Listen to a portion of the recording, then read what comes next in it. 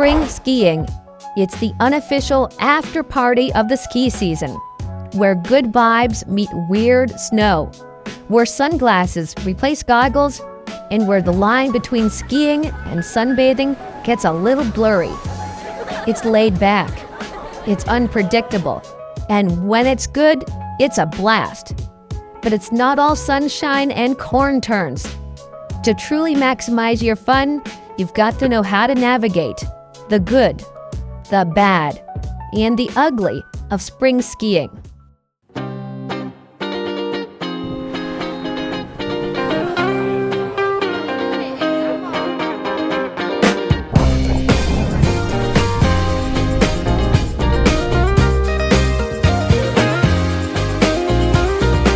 First up, corn snow. This is the spring skier's holy grail.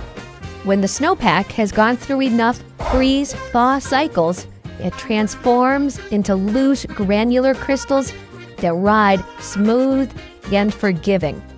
When timed right, it's the kind of snow that makes you feel like a ski god. Edges grip effortlessly, turns feel buttery, and the mountain just flows beneath you. And the weather? Cold fingers and icy chairlift rides are a thing of the past. Now it's sunshine, soft breezes, and skiing in your favorite lightweight gear. Some people break out retro onesies or costumes, because why not? Spring skiing is the time to let loose. Even better, the mountain clears out. A lot of skiers call it quits once the calendar flips to late March. That means fewer crowds, shorter lift lines. When it's still cold, you can follow the sun around the resort, chasing softening snow from the east-facing runs in the morning to the west-facing trails in the afternoon. Which brings us to a huge tip. Explore the mountain. Spring skiing is a treasure hunt. Different aspects, that is, the direction the slope faces, often at different times of the day.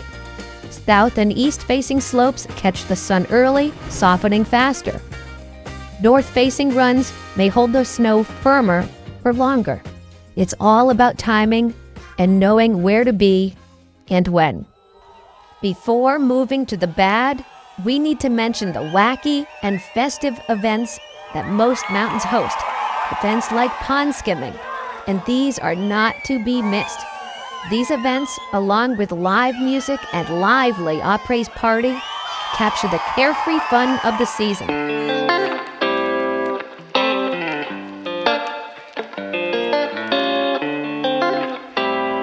But spring skiing isn't without its challenges. Enter the bad. Spring snow is constantly changing. If it didn't get cold enough the night before, the snow might never firm up, staying slushy and slow all day.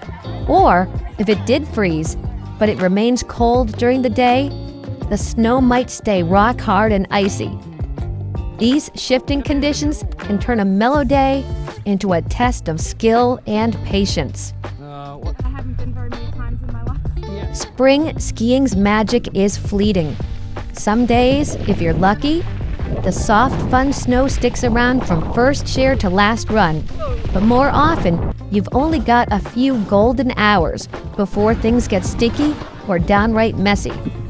For many skiers, it can feel like too big a gamble to make the drive, knowing these good conditions might not last. But with a little knowledge and a bit of luck, you get some days of awesome spring skiing. The key is to move with the mountain. By shifting between elevations and chasing different slope aspects, you can stay in that sweet spot as the snow softens. If a sunny morning is followed by cloud cover, that perfect corn snow can stay well preserved into the afternoon. So, dig into weather forecasts beforehand, look for those freeze-thaw cycles that can set the stage for good snow and days when good conditions are likely to persist. And ideally, Find a day when fewer skiers are out. As with any day on the hill, less traffic means less wear and better snow that lasts longer. Sometimes the best spring skiing happens not just on the big-name mountains, but on the quieter hills where the goods stay fresh. Then there's the sticky snow, maybe the most frustrating part of spring skiing. This happens when wet snow grabs at the base of your skis and slows you down abruptly, sometimes even stopping you mid-turn. It can feel like hitting the brakes without warning, and if you're not ready for it, it can pitch you forward like you're about to launch over the tips of your skis. The fix? Proper waxing. Warm weather wax is essential in spring. Most often it's a yellow wax, though the exact temperature range depends on the brand. This wax helps your skis glide over water-saturated snow instead of getting stuck to it. If you're serious about having a smooth day on the snow, wax often, like real often. Another tip: when the snow gets slow, look for and ski in the shaded sections of the trail. Technique matters too. In sticky snow, stay on your edges. When you ride flat, the full base of your ski makes maximum contact with the grabby snow. Riding the edges reduces surface area and helps you stay smooth and balanced. Then there's how you ski slush and mashed potatoes, the deep, wet, often uneven snow that builds up later in the day. Skidded turns that bring you further out of the fall line, those that control speed in winter conditions, are usually the worst choice in this stuff. These turns force you to push through tons of heavy snow. That wears you out fast and ups your chance of getting thrown off balance. Instead, go for straighter turns, one that keep you closer to the fall line and keep your speed up. You'll use less energy, keep your rhythm, and stay on top of the snow rather than plowing and pushing the slush around. Yes, this will mean pointing your skis a little more downhill, which can be intimidating. But remember, spring snow is usually slower. You'll feel more in control than you expect. And sometimes you just gotta go for it. Commit to your turns, aim those skis downhill, and keep your momentum up. And now, the ugly. This is the stuff nobody puts in the spring skiing highlight reel.